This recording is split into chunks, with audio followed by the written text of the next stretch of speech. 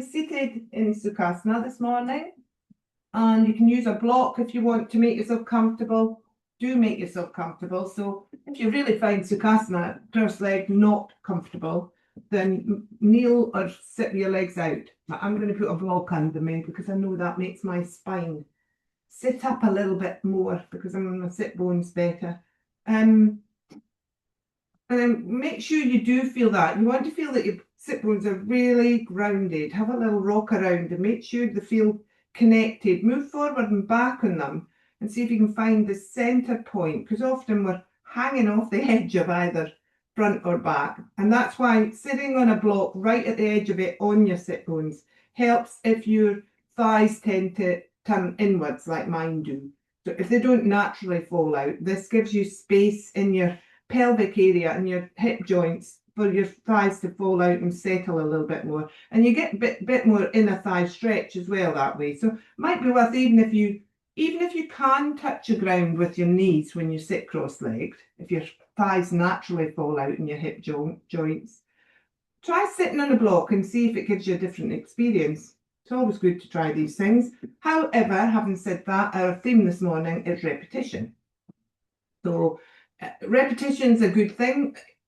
There are bad habits as well in yoga we talk about, but repetition, we're looking at it from a positive point of view this morning. A lot of what we do in yoga is repetitive, which I don't know what you think of that and how you feel about it. Have a thought as you go on. We're going to start with a breathing sequence this morning, and it's a very simple one.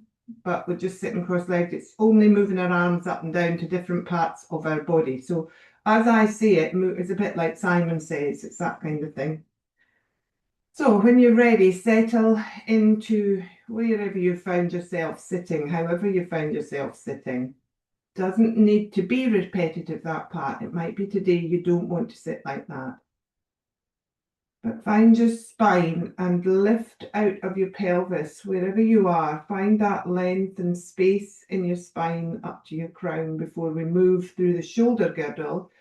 And as we do move through the shoulder girdle, as you sit here, hands on your knees, close your eyes and just feel where your shoulders are in relation to your neck and your ears. Are they up here by your ears, or are they feeling like they're settled and slid down the back of your body a little bit? So try and release through your shoulders. Maybe you have to have a little roll to do that, or move your shoulders about and then let them settle, just like you've done your sit bones. So when you're ready, we're trying to keep the shoulders there and at ease, even though we're moving our arms. Find your breath then. Start to breathe in and out, which you're already doing. I know breath is the most repetitive thing in your life, probably, and thankfully it is. But if you try and lengthen it now, as we do, to your count of a nice slow count, so maybe 4 is your count. And try and use your nostrils. If, like me, you've got hay fever or you're a bit bunged up, do use your mouth if necessary. And then let the breath settle, and we're going to start with an in-breath, a nice long in-breath. So let's go together. On the in-breath, bring your hands up and bring them to heart center on the inhale. On the exhale, let them sit there. Draw your hands towards your heart. As you inhale, lift your hands up, out, above your head, back to Anjali Mudra in the inhale. Exhale, then back down. As you inhale, turn your palms and sit them on your upper chest and breathe into that area on your inhale. As you exhale, move your hands down to your ribs, the lower ribs. As you inhale, take the inhale down to that part of your ribs. As you exhale, take your hands down to your abdominal area, just below your belly button. As you inhale, inhale through to your lower abdominal area through using your diaphragm. As you exhale, take the hands away from your tummy to your sides. Inhale the arms up above your head. Exhale the hands down through to heart center. We begin again. Inhale, take the hands up above your head. Try and keep those shoulders down. Watch what they're doing. Exhale, hands in Anjali Mudra come down to the Anahata Chakra area we worked on the other day. Inhale, pop the hands to your chest. I did that wrong slightly. Exhale there. Inhale one more time with your hands on your upper chest. I haven't got the repetition yet, have I? Exhale, move the hands down to your lower ribs. Inhale, inhale into your ribs. Feel the diaphragm swell that's joined to the bottom of your ribs there, right round the back of your body. Exhale, move your hands down to your belly area. Belly breathing. Inhale, move into the belly through the diaphragm with the breath. Exhale, let that tummy release and take the hands down to your side. And just release for a minute. Just sit there, pop your hands maybe to your knees if you want to. So repetition. I got it wrong there because I hadn't got into the rhythm of it. Repetition is rhythm as well. So you have to get into a rhythm to make it flow better, and also to help you to forget what you're doing almost. That rhythm takes over. How do you feel about repetition? Not just here on the mat, but how does it make you feel? Some people get very bored with repetition and they need to keep changing things up. That can be a very good thing for them, but it also can end up stressing some of us if we're completely moving all the time from one thing to another, changing. Repetition can actually make you feel quite comforted. And the thought here is yoga can sometimes feel repetitive. But also every time you come to the mat, we change things up. It is different. We don't do the same thing. We have the same feeling of repetition in that we're here every morning, sitting on the mat, ready to go. But what we're about to do balances it by having somebody tell you to do different things. Okay, so we're going to do that sequence again, and then I'm going to see if you've learned it enough to do it one more time without me cueing. So think about what we're doing this time, because repetition needs you to really concentrate. Okay, so we start inhaling, arms up above the head. Exhaling, hands down to heart center. We inhale there and we draw the heart towards the thumbs in joining Anjali to Anahata Chakra. Exhale, we bring the hands to the upper chest. That was a bit of a long inhale. Inhale into the chest area. Exhale, move the hands down to the ribs. Inhale, move the diaphragm right round the bottom of your ribs as you inhale to your ribs. Exhale, move the hands down to your belly. Inhale into your belly or yogic breathing. A 3-part breath we're doing here as well. There's many names for these things. Exhale, take the hands down to your side. Finishing that round by inhaling the arms once more up above the head and drawing the hands back down on your exhale to your Anahata Chakra area in Anjali Mudra. Okay, so we go again. I'm going to do it, but I'm not going to say it this time. So if you get stuck, I don't know if I would look at me. Let's go. So I'll just say inhale, exhale. That helps the rhythm flow. Inhale. Exhale. Inhale. Exhale. Inhale. Exhale. Inhale. Exhale. Inhale. If I'm going too fast or too slow, do it at your own rhythm, obviously. Exhale. Inhale.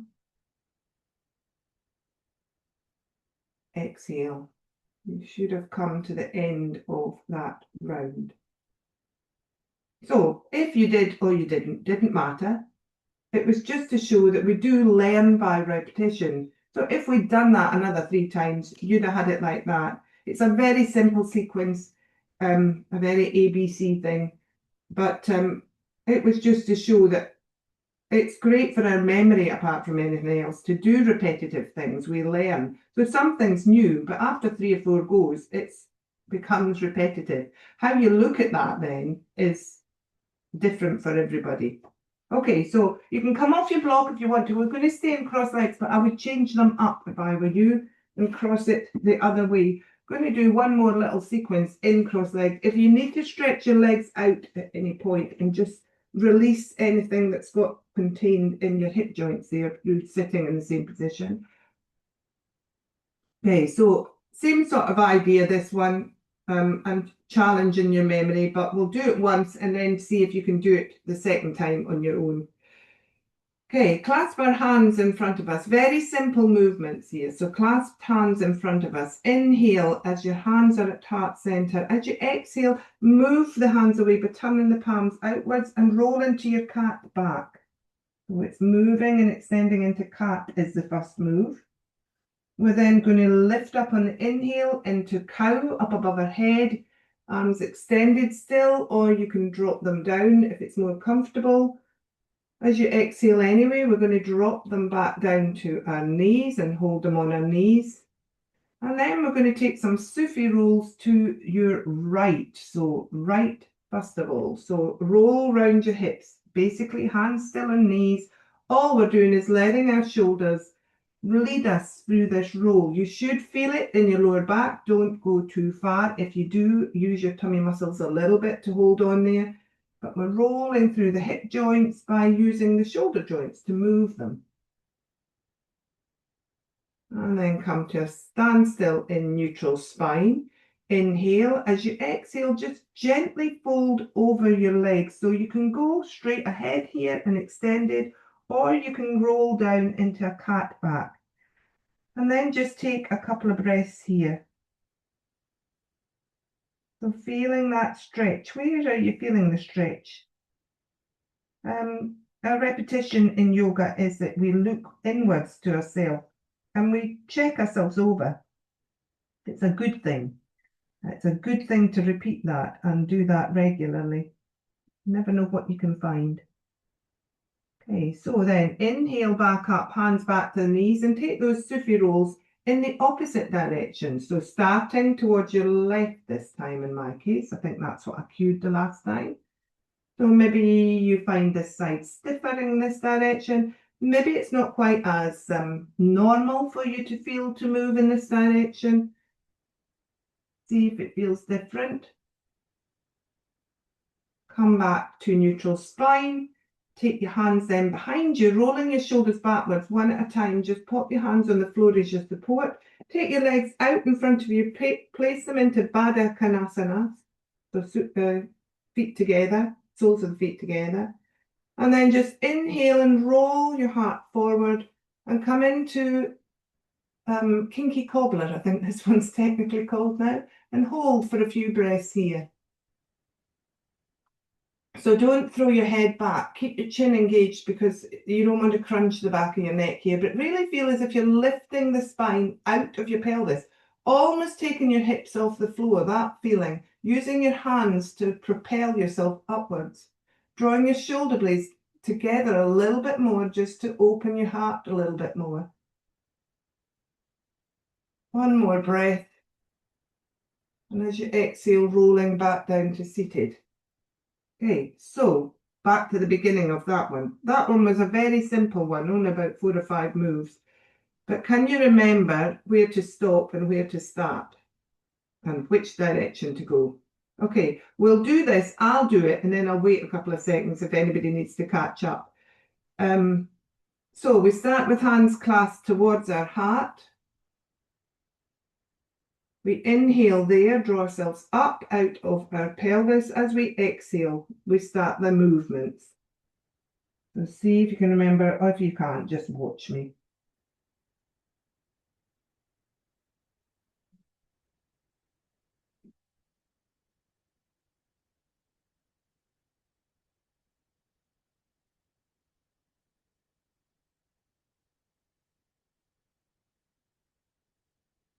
I'm on the circles, the Sufi rolls, Sufi circles, just so that you can gather up with us. And I'm going to stop now and move to the next movement. Oh, I forgot to cross my legs again, that was silly.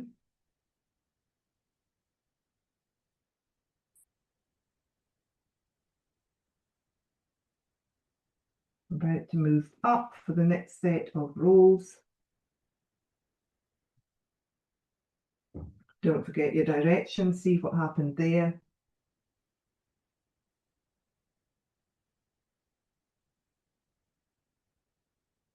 And then last move.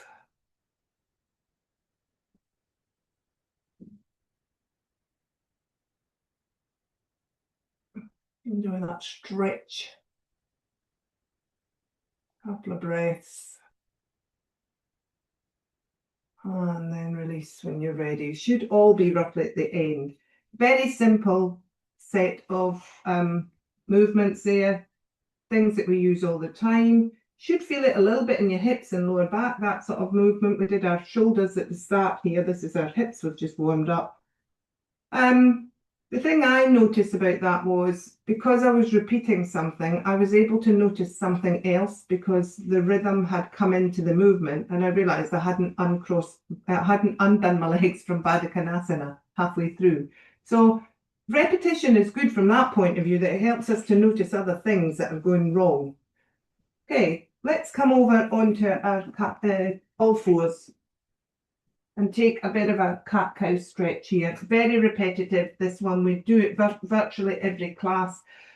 But then you get a little bit set in your ways sometimes. So go back to your hands and make sure you've got your hands nice and spread in this. Use your knuckles of your fingers and the heel of your hands to press into gently, not your fingers. Remember, one of my cues is always rotate your inner elbows forward. It gives you a little bit more strength in the arms and through to the shoulder joints. And then you want to think about your chin being tucked, long neck, heart coming slightly as if you're drawing it forward slightly between your arms, tummy tucked upwards so the tailbone then tips slightly into a neutral spine. Knees and the front of the feet are pressing down gently into the floor, so you're getting a little bit of a lift from them, and the knees are under the hips, feet straight back. Okay, so let's then start to move into cat-cow. So we breathe in neutral, and we tip the tailbone into cat.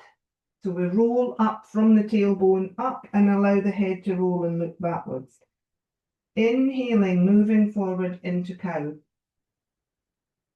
Heart moves forward, tailbone moves up first. Remember, we move from the tailbone in this one. You can breathe in the opposite way if it suits you better. So take just a few more of these on your own. And notice the repetition, we can get a bit, it's an old habit, it can become. It can become a samskara. I'll speak about that in a little minute, but samskaras are more like a rut than a groove, is the way somebody described it. So you get stuck in them. So sometimes somebody cueing you, for instance, here, just makes you realise that you aren't correcting your alignment anymore. You're just kind of taking the pose. Now, that might be fine on some days, but sometimes it's good to go back and start at the beginning of something that you've repeated many, many times and look at what you're doing in that movement or behavioural pattern or whatever. Okay, coming to a neutral spine again, rock back and bring your right foot forward. Hands are on the floor here and you're in low lunge. Back knee can be further back or it can be under your hip there if you want it a little bit easier. If that's the case, you might have your hands up on your thighs. Okay, so we're in low lunge now. We're going to inhale when you're ready and take the arms out and up above our head. Little sequence again here. Inhale, arms up. As you exhale, draw the arms forward, hands facing each other and hip shoulder width apart. So you're ready for Robin Hood. Inhale, you take that right elbow back, the left hand stays forward. You begin to go into a little twist on the right hand side. And then exhale there. As you inhale next time, open up the hands behind you, the hand behind you rather, into your T shape. You're in a closed twist. It won't be so easy. Inhale, roll that arm back round. You take one more of those and hold it for 2 breaths this time. So still the same arm, still the back arm. Right arm, same as the folded front leg. Exhale, open, hold, take a couple of breaths here. Thinking of reaching through the fingers, opening up through the upper chest, drawing in the tummy, pressing into the front foot, pressing into the back foot, sinking your hips maybe a little bit more. On your next inhale, sweep the arm round in a big semicircle, come back to the front, take the arms down by your side. On your next inhale, we're going to sweep the arms up above our head, into an extension, not a back bend. As you exhale, take the arms out into your goalpost arms, goddess arms. And then next inhale, press into both feet and raise up through your spine and roll your heart forward into a little back bend. On your next exhale, rolling forward, allowing the arms to come down. Popping the hands back to the floor, stepping the front foot back, coming back into all fours. We're going to take the left foot now behind us, reach it out, still on the floor, toes on the floor.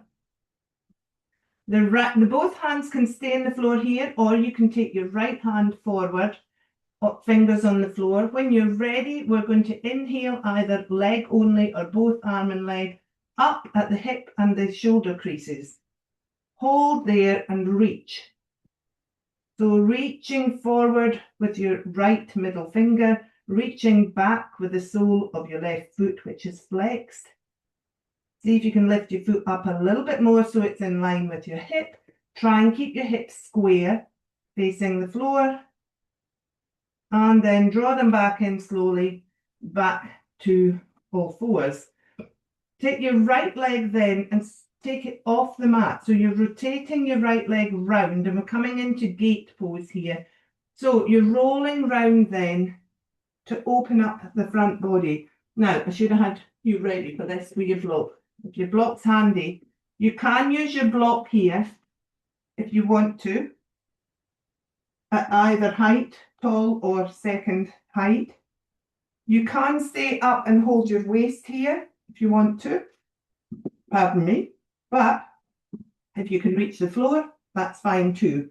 So what we're thinking of here is taking the top arm up and really opening up that chest so that the front body is really facing forward.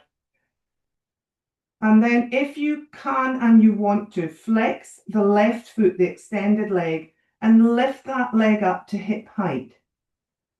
So pressing gently into your right hand and your right knee and lifting up and rolling open so that you're feeling like you're in between 2 panes of glass.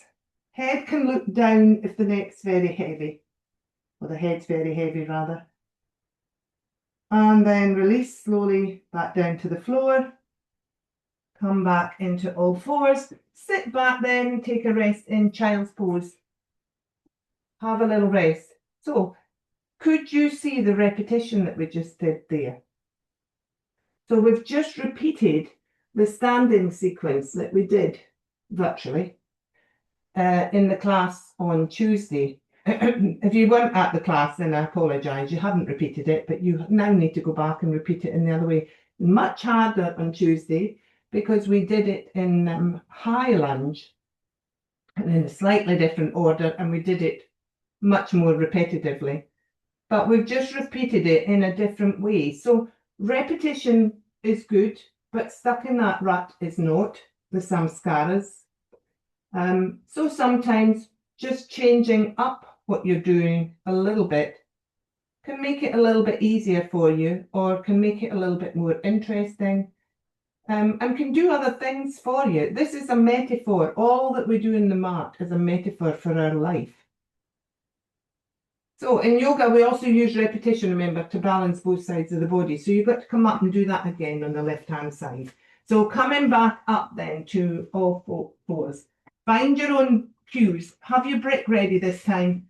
You'll need it at the other end of your mat if you want to use it in our modified half moon pose that we did there.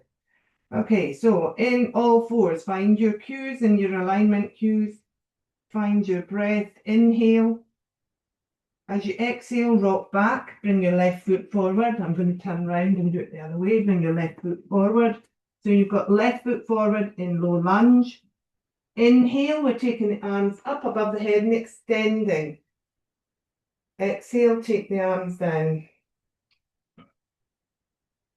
Inhale, yes, that's right. Inhale, take the arms up above the head. We missed this one the last time. Rolling into your little back bend there and opening up the heart to the top corner.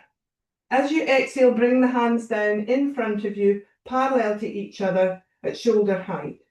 Ready for your Robin Hood. It's the left hand this time as we inhale that we take back at the elbow. And then you can exhale. I think we breathed differently last time, but exhale and open completely into your closed twist. Sweep the arm back round.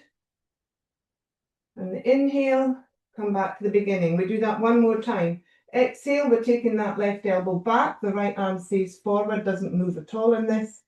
Exhale, open up the left arm to the back, come into your T shape, hold and take a couple of breaths here. Now, I straight away notice I'm not twisting or rotating as well on this side, if that's the right phrase. My body's a little bit stuck at the top left-hand shoulder here. So repetition makes you notice if you do one side and the other, particularly in yoga, when things are slightly not balanced. Okay, then bring that arm forward. Exhale the arms down. Inhale the arms back up to extension again, just lifting out of your pelvis. Exhale, take the arms down into goddess, sorry. Inhale, rolling up into your back bend, lifting and extending and rolling. Still goddess arms. Exhale, bring the arms back down. Inhale, take the hands down to the floor. Exhale, come back into tabletop. Inhale, we're taking the right leg back this time. And your left arm forward if you want to do both. We're going into a modified version of Warrior 3 as you inhale and lift whichever part of you want to lift. Hold here for a couple of breaths. Just think of your cues and your alignments. What's happening? Is your right hip rotating? Are you rolling it? Try and draw it down so it's parallel to the floor. Tuck your chin if your head feels heavy. Reach out through your fingertips.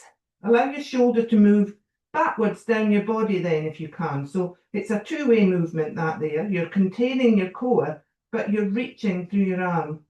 Reaching through the back foot, through the sole of the foot, flex foot, and then releasing the hand down. Could you feel that mirror image kind of Warrior 3 there that we did the other day? Okay, rotating the left leg off the mat, bringing your brick in if you need it, hands on the floor otherwise. Rolling round into an open gate feeling, so your back leg's still on the floor at this point. Finding your T shape in your arms and rolling that shoulder open. So really finding that openness. You might feel much easier doing half moon on the floor like we're doing now than you did when we stood the other day there. So think of tucking that bottom in and drawing the tummy in. Pardon me. If you've really gone down the way, use your brick to lift yourself up a little bit and propel yourself upwards. Then think of lifting that back leg if you want to, if you haven't already, and you're into a modified half moon pose. So doing this, as I say, on the floor feels much easier than when we did standing, but this is a good way to learn something.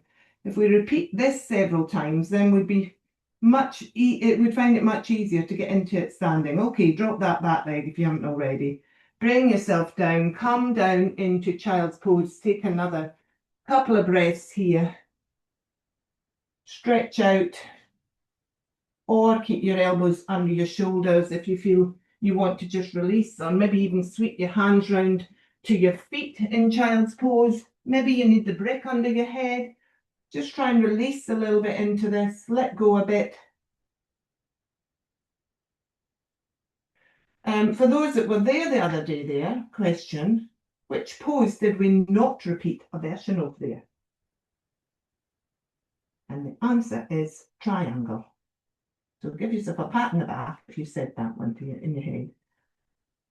Okay, so once you've had a little breather, we're going to come up to seated when you're ready. Swing our legs out in front of us. And we're going to take something that's a little bit stronger, but it's still to do with repetition. So we're going to do some yogic cycling, they call it. So again, rotating I find it easier to do this. Rotate one shoulder at a time to turn the hands behind you, facing the fingers backwards and opening the chest. If that's really uncomfortable for you, use your hands whichever way feels more comfortable. You want to feel that they're stable. I come up in my fingertips a little bit, or into my fingers here, because I've got short arms. Okay, so you're taking a step backwards a little bit with your hands. So you're leaning back a little bit like you were going to go into boat pose, Navasana. But then you're going to take one foot in, doesn't matter which you start with, and one foot out. Now you can keep feet on the floor here if you want to, and just do this movement of cycling, or you can lift them off the floor now, using your tummy muscles to lift them off, and then start your yogic cycling. So it's just moving the legs in and out, but try and do it on a slow breath. So we're not going fast here. We're trying to really slow this pace down, as if you were really going up a steep hill and you were having to really pump those pedals to cycle up it. I think I'd be off and walking by now. I'm not a cyclist.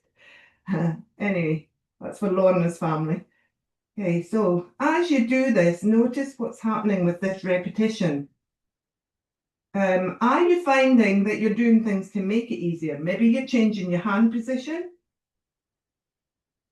Maybe you're using your tummy muscles a lot more. Maybe you've taken your feet back down to the floor to continue the practice. So repetition doesn't always make things easier. The more we repeat this, for instance, it's going to get harder. So take your feet to the floor now, everybody. That was just to show you something. I'm not really working you too hard this morning, hopefully. Bring your feet out in front of you. Have a little stretch. And then lift up through your sit bones. Move your body forward over your thighs.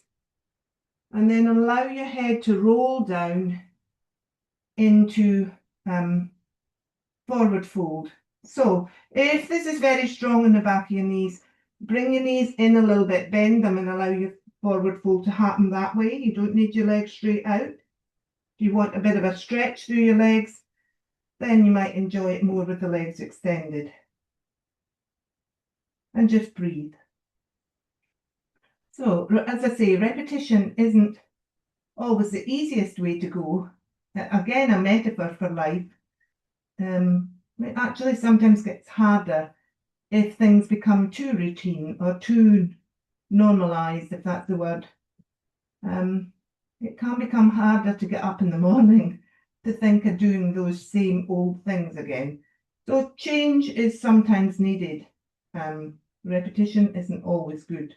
Again, the samskara thing comes into it, the bad habits, etc. Or the habits that are not necessarily good for us.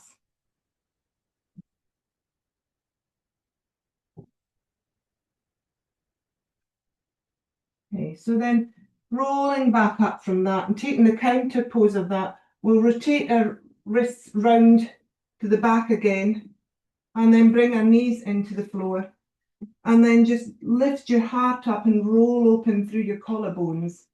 Knees are bent, feet flat on the floor, not too much effort in this. It's just a little back bend to counteract the forward fold. And then release back through to neutral spine again, where you should be balanced. Okay, so now we're going to open the legs into open legged forward fold.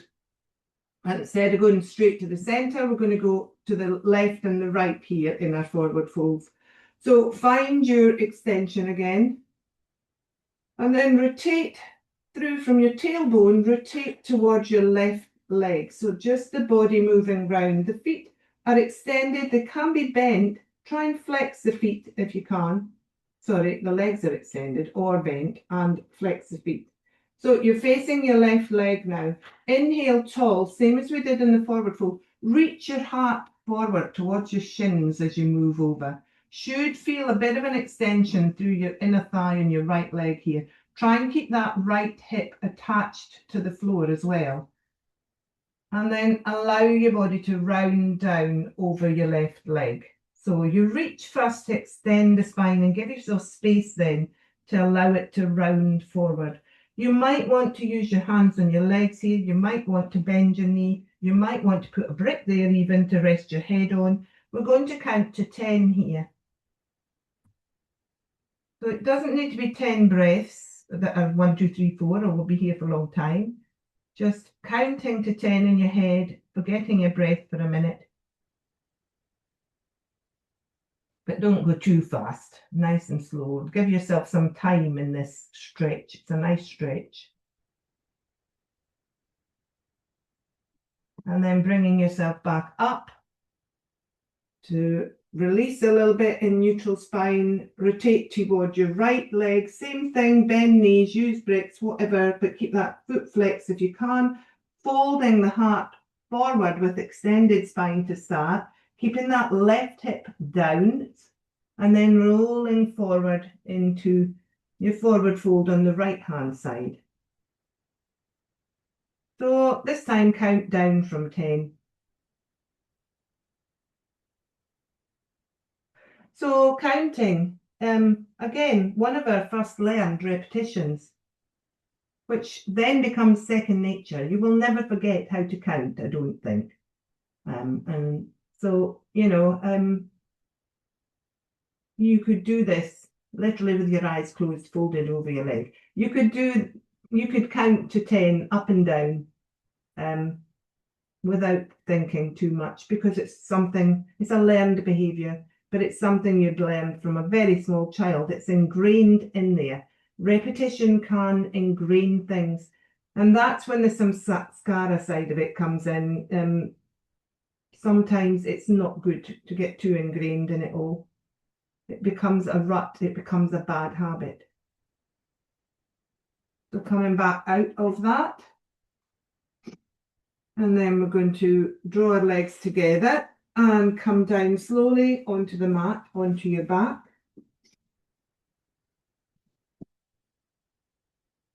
Find that floor or whatever you're on, the earth, or with your spine. Allow the spine to stretch again away from your pelvis up towards your crown. Really feel your belly sinking in towards your back of your spine, to soften the back of the spine onto the floor. Doesn't matter if there's a little dip in your spine still. You don't want to flatten it completely, but just allow it to rest, all the back muscles to let go onto the floor. We'll do one more move with the spine before we finish. So bring the feet to the floor. Near your bottom, we're going into bridge. And when you're ready, find your pelvic tilt. And on the inhale, then lift up using your feet to roll through and move your shins towards the wall away from you, lifting up through the thighs, squeezing the glutes, rolling up to gently coming up on your shoulders, and then rolling back down, one vertebrae at a time, as we say. That's a very repetitive phrase by yoga teachers, but it's a good cue. It gives you the point of the movement. One more bridge, rolling up. Take your time, enjoy it. It's a repetitive movement, but hopefully it's one that you always enjoy. So sometimes when you think, it's that pose, I like it. I like doing that movement in my body. Repetition can be a good thing, but it can be the other. As I say, it can be addictive. Okay, so then keep your feet first of all narrow and just gently start to rock your knees from side to side. Don't go too far, just a little movement. Hips are hardly coming off the floor. So just a little movement with the feet still in the bridge position. Just that swaying movement of our windscreen wipers. And then come back to central and take the feet away from you and maybe at the width of the mat now. So they're quite extended, your legs, still a soft bend in them, not too extended, but so that you can do a long windscreen wiper. So take a few of those. Feel the difference in the movement on your hips. They may be much heavier on the floor now. The movement's much more coming from your feet and your knees than your hips. The movement is being put into your hips rather than your hips really doing it. Or is that right? I'm not quite sure. So repetition also gives us time to think. So when we do these repetitive things on the mat, we get time to consider actually what's not a shopping list, what our body is doing and how we are reacting to that class this morning. Sometimes a hard class you love, sometimes an easy class you hate. So, it's not hate, but dislike. Come to standstill and neutral. Bring the feet back in a little bit now, but still width of the mat, and take another few windscreen wipers. So repetition as well here can be very mesmeric. I find this repeated rocking. Well, rocking is known to soothe, isn't it? We rock babies. People that are disturbed rock, their bodies to soothe it. It's a very soothing, mesmeric thing about rocking.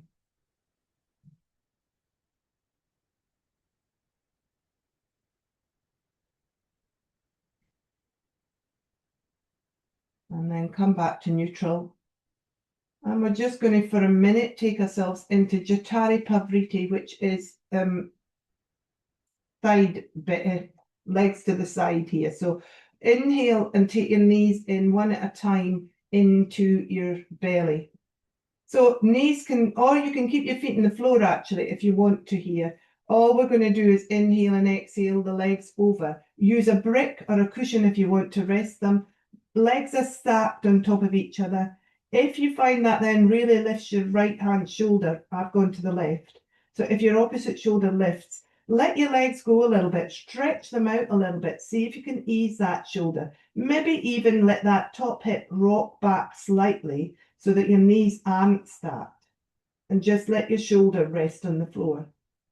You'll still be getting a nice belly stretch here, a nice hip joint stretch, a nice side leg stretch, and think of letting go on that lower half. And maybe your head turns towards the back hand, which will help that shoulder lower just a little bit more. Palms are open and soft. The other hand, mine's come to my heart for some reason. You can just let your left hand do whatever it wants. You might want extra weight on top of your right leg, or you might want to put it out to the side, out the way, or it might actually want to give your body a bit of a cuddle or a hug. And just rest here. So resetting after repetition. So sometimes it's good to stop that repetition and be still.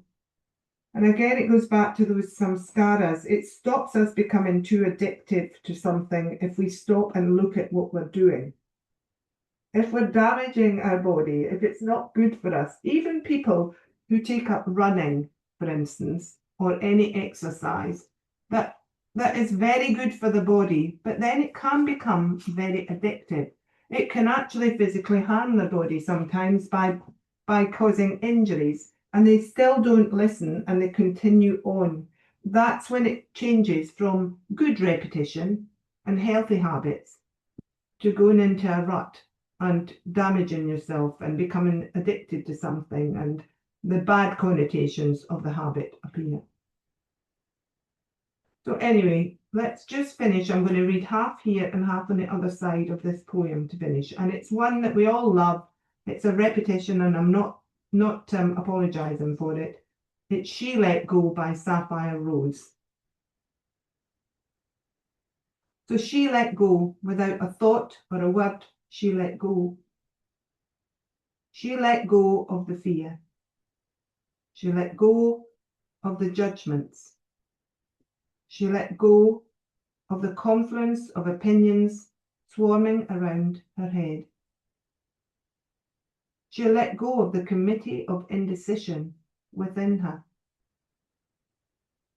She let go of all the right reasons.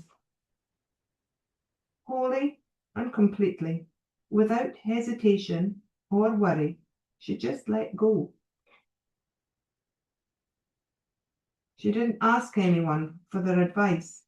She didn't read a book on how to let go. She didn't research it on AI. That's my wording. She just let go. She let go of all the memories that held her back, and she let go of all the anxiety that kept her from moving forward. She let go of the planning and all of the calculations about how to do it just right. So slowly we're going to move ourselves and take ourselves up to neutral and back over to the other side of our side bend here in Jatari Pavriti. So slowly moving with your breath, use your tummy muscles to move over to the right hand side. In my case it would be. Adjust your legs to wherever they're comfortable. Adjust the shoulder to make sure it feels supported on the floor. Allow the head to roll to where it wants to be. Feel yourself in the most comfortable position you can find yourself in this pose. Use a block, use a cushion, do whatever you need, and then just let go.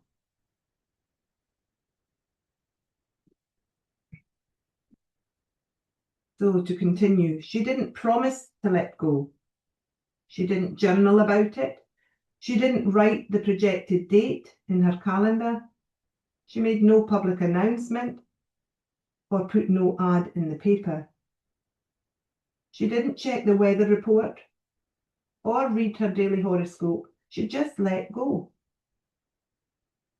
She didn't analyse whether she should let go. She didn't call her friends to discuss the matter. She didn't do a 5-step plan. She didn't call the helpline. She didn't utter one word.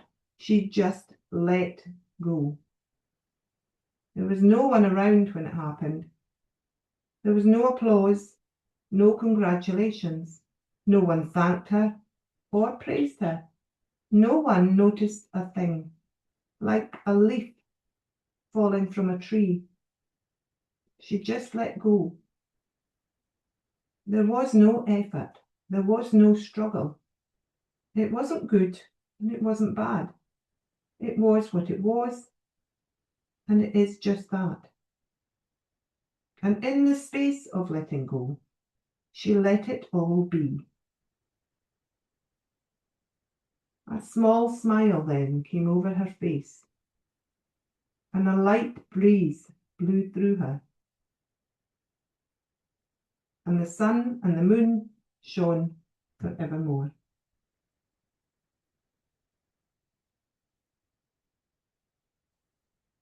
So again, a repetitive set of words that we know and have heard before in these classes. And quite comforting, I think, to have our favourite poems, our favourite songs, favourite prayers, favourite words that we use. Repetition used in a very good way. So come out slowly out of that side, lift yourself up using your tummy muscles, using your breath. Come into extended legs and extended arms. Maybe you want a side stretch, a full body stretch, whatever you feel you need to finish class. If you have time for Shavasana and don't want to finish with us, then please take that. If you haven't and you're coming back up with me, take your time, roll over to one side. Don't move quickly. There's no rush. Think about your movement. Think about how it feels. before you do it. So we learn from repetition. For instance, if you've ever come up quickly from that lying on the floor for some time, you know that you'll get a head rush. So then you learn not to do it. And it's a bit like children do. We do push boundaries and try things and repeat and repeat and repeat. But eventually we learn where's the easy route in the middle. So hopefully you feel like you're on the easy route for today now and you're in the middle. Hopefully everybody enjoyed that one. Well done if you got the triangle question right. Pat yourself on the back. Just another way of looking at things, but doing the same things in a different way. Thank you everybody for your practice. Remember, there's no classes next week because I'm in Valencia, as you see over there. And then we'll be back the following Tuesday and Thursday, and we've got 2 more weeks then. So everybody have a lovely week next week, and see you then. Namaste.